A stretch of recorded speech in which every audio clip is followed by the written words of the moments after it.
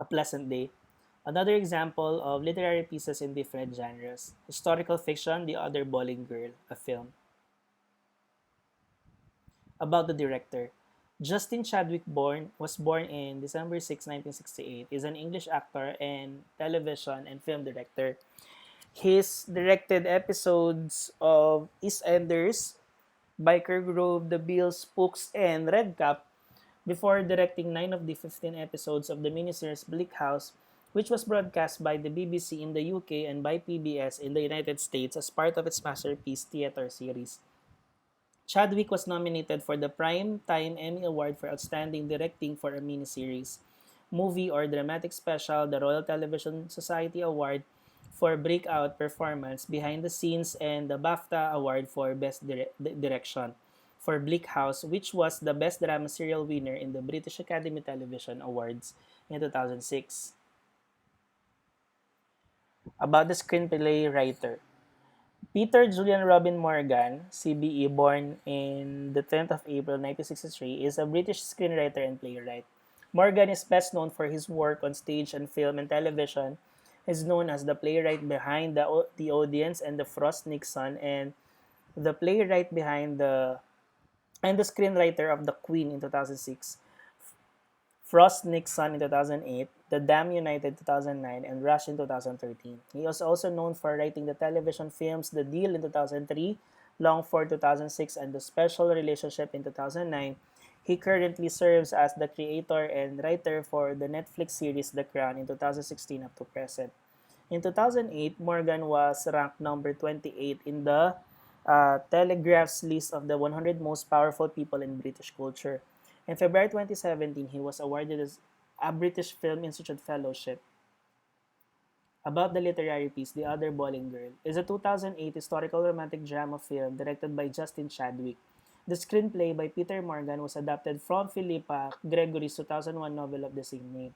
It is a fictionalized account of the lives of the 16th century aristocrats Mary Boleyn, one time mistress of King Henry VIII, and her sister Anne, who became the monarch's ill-fated second wife, uh, though much history is distorted.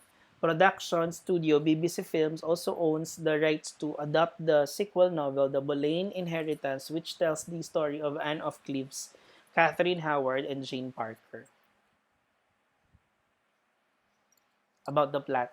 King Henry VIII's marriage to Catherine of Aragon is troubled as she has not produced a living male heir to the throne. Having only one surviving child, Mary Boleyn marries William Carey.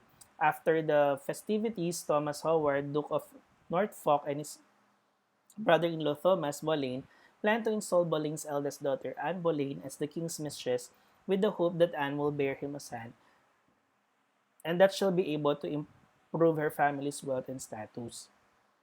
Anne's mother, Lady Elizabeth Boleyn, is disgusted by the plan, but Anne eventually agrees as a way to please her father and uncle. While visiting the Boleyn estate, Henry is injured in a hunting accident that was indirectly caused by Anne. Urged by her scheming uncle, Mary nurses Henry. Henry becomes smitten with Mary and invites her to court, to which Mary and her husband reluctantly agree, aware that the king has invited her because he desires her. Mary and Anne becomes ladies-in-waiting to Queen Catherine, and Henry sends William Carey abroad to an assignment. Separated from her husband, Mary begins an affair with the king and finds herself falling in love with him.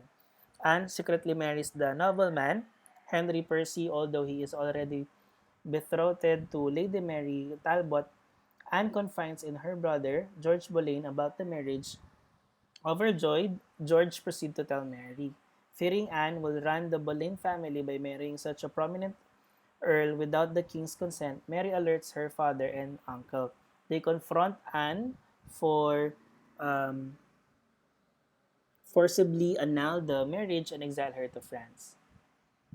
Mary eventually becomes pregnant with Henry's child. Her family receives new grants and estates. Their debts are paid, and Henry arranges George's marriage to Jane Parker. When Mary nearly suffers a miscarriage, she is confined to bed until her child is born.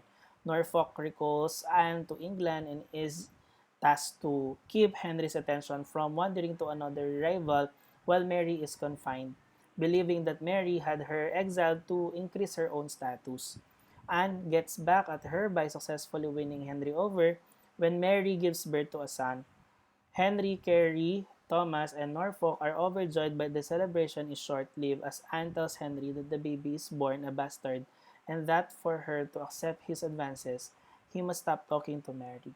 This infuriates Norfolk as the king refuses to acknowledge the child as his heir or heir. Henry then has Mary sent to the countryside at Anne's request shortly after Mary is widowed. Anne encourages Henry to break from the Catholic Church when the Pope refuses to annul his marriage to Queen Catherine.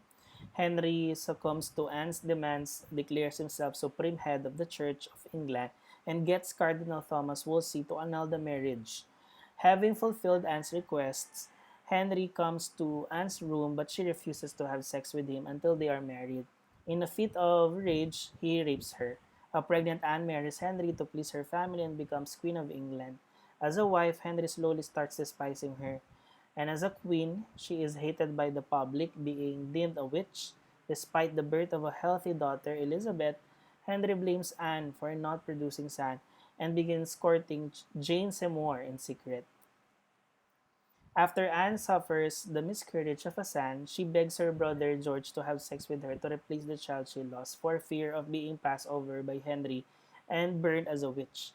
George at first reluctantly agrees, realizing that it is Anne's only hope, but they do not go through with it.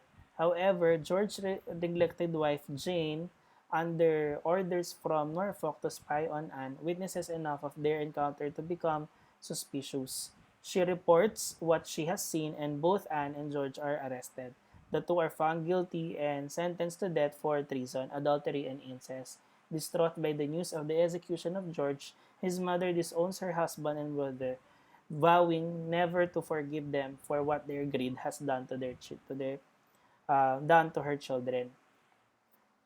After Mary learns that she was late for George's execution, she returns to court to plead for Anne's life, believing that Henry will spare her sister.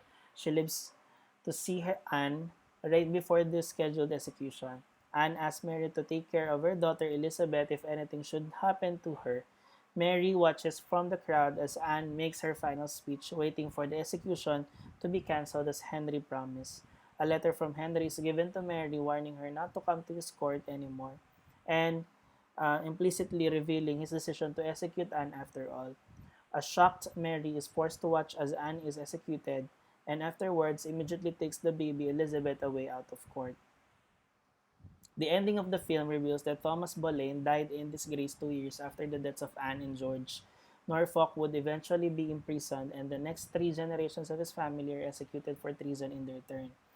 Mary marries William Stafford and lived the rest of her life happily away from court, and that Elizabeth, the girl Anne gave Henry, would eventually ascend the throne and rule for 44 years, leading England to a golden age.